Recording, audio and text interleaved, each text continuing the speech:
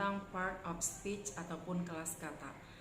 Atau kata lainnya adalah jenis kata. Kalau dalam bahasa Indonesia kita mengenal kata benda, kata ganti, kata sifat, kata kerja, kata keterangan, kata depan, kata sambung, dan kata seru. Nah, di bahasa Inggris juga kita menemui kata-kata ini. Namun bedanya adalah kalau di bahasa Indonesia kita menggunakan bahasa Indonesia, tapi kalau di bahasa Inggris kita menggunakan bahasa Inggris. Nah, kita lihat part of speech ataupun jenis kata ataupun kelas kata yang ada dalam bahasa Inggris. Yang pertama adalah noun, kata benda. Yang kedua adalah pronoun, kata ganti. Yang ketiga adalah adjektif, kata sifat.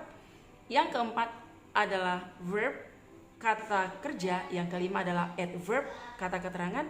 Yang keenam adalah preposition, kata depan. Yang ketujuh conjunction, kata sambung. Dan yang kedelapan adalah interjection ataupun kata seru. Nah, kita harus memahami satu persatu dari kata ini supaya kita dapat menggunakannya di dalam kalimat untuk mempersiapkan diri kita berbicara bahasa Inggris yang baik dan benar. Pertama kita lihat adalah noun. Noun adalah kata benda yang menamai orang, tempat, benda, hewan, konsep abstrak lainnya.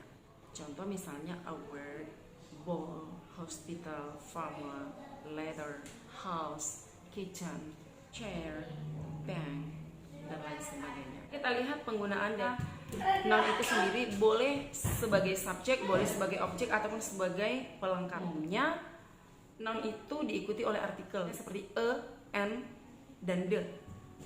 A university, a ball, a table, a chair, an apple, an egg, the hospital, the library, the television, the fan, dan lain sebagainya. Contohnya di dalam kalimat, the teacher brought some candies for the classes because all the students in the class passed the examination.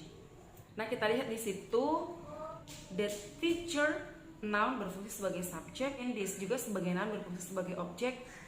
Kepada murid-murid itu juga sebagai noun tetapi berfungsi sebagai pelengkap. Yang kedua adalah pronoun ataupun kata ganti yang berfungsi untuk menghindari pengulangan kata yang mengakibatkan kalimatnya panjang ataupun tidak lazim. Yang bisa kita gunakan berulang-ulang itu hanya kata ganti. Kata ganti itu contohnya seperti ini. Ada personal pronoun yang berfungsi sebagai subjek, yaitu I, you, we, they, he, she, it. Dan sebagai objek adalah me, us, them, you, him, her, dan it. Berfungsi sebagai possessive pronoun adalah mine, yours, ours, theirs, his, hers, dan its. Dan yang berfungsi sebagai refleksif pronoun seperti penggunaan kata myself, ourselves, yourself, himself, herself, itself, yourself dalam bentuk yang jamak. Contoh short text-nya adalah Anita has some flowers in the garden. They are roses, jasmine, orchids. She waters them every day. Anita memiliki beberapa bunga di taman. They itu refers kepada si flowers. Jadi kita tidak mengulang kata the flowers are, tetapi they are roses, jasmines, and orchids. Dan kalimat selanjutnya adalah she waters them. She itu adalah si Anita, them itu adalah the flower. Jadi yang bisa diulang-ulang itu adalah kata ganti, tetapi kita tidak mengulang kata Anita ataupun flowers. Kata yang ketiga kita lihat adalah verb ataupun kata kerja. Kata yang menggambarkan adanya sebuah proses ataupun perbuatan ataupun action. Contoh dari verb adalah walk, run, jump, climb, see, eat, sleep, run, watch, wash, dan lain sebagainya. I walk in the garden. She listens to the music. Mary always washes the dishes in her house. He eats his breakfast. They sleep tight. He runs. Yang keempat adalah adjektif. Adjektif adalah kata sifat yang menjelaskan benda seperti tempat, orang, animal, or place. Contohnya adalah big, small, high, short, clever, beautiful, dark, hot, young, smart, happy, dan lain sebagainya.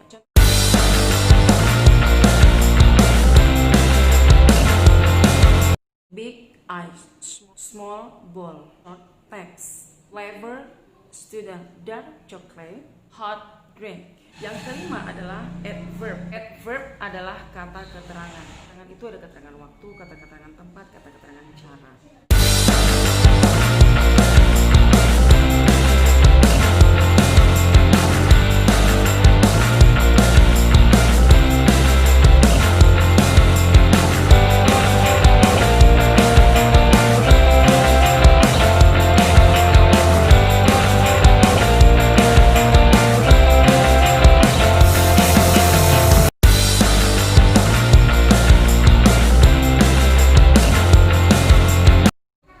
Yang keenam adalah preposition. Preposition adalah kata depan. Preposition adalah kata depan yang biasanya digunakan dalam kehidupan sehari-hari, yaitu adalah sebagai berikut. Coba kita lihat ya.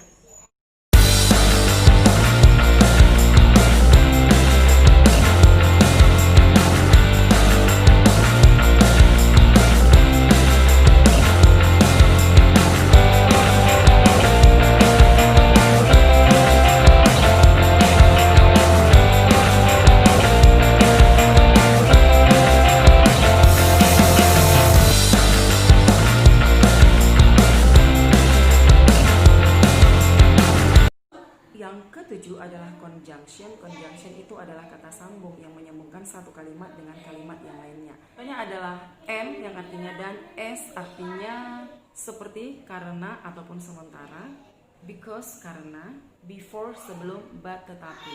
Nah, kita lihat contoh penggunaannya dalam kalimat. I gave him a gift and he's so excited. Saya memberikan dia sebuah kado dan dia merasa sangat gembira. As I know, he is so friendly. Seperti yang saya tahu, dia sangat begitu ramah. I really like fruit because they are good for diet. Saya benar-benar sangat menyukai buah karena buah sangat bagus untuk diet. Before she moved here, she never knew me. Sebelum dia pindah kemari, dia belum pernah mengenal saya. I really want to sleep, but I have many things to do. Saya benar-benar sudah ingin tidur, tapi masih banyak lagi yang akan saya kerjakan. Yang kedelapan adalah interjection, adalah kata seru, ucapan pendek ataupun mengungkapkan sebuah perasaan ataupun emosi. Contohnya, the weather is good. Cuacanya sangat bagus. I did many mistakes. Dear, are you okay? Hey, come. Hi, come and join us. Wow, it's a great idea. Well, saya akan menyimpulkan bahwa ada 8 jenis kata ataupun kelas kata dalam bahasa Inggris. Kita sama-sama mengucapkan, ayo. Yang pertama adalah noun, yang kedua adalah pronoun, yang ketiga adalah adjective, keempat adalah verb, kelima adalah adverb, keenam adalah preposition, ketujuh adalah conjunction, dan yang terakhir kedelapan adalah interjection.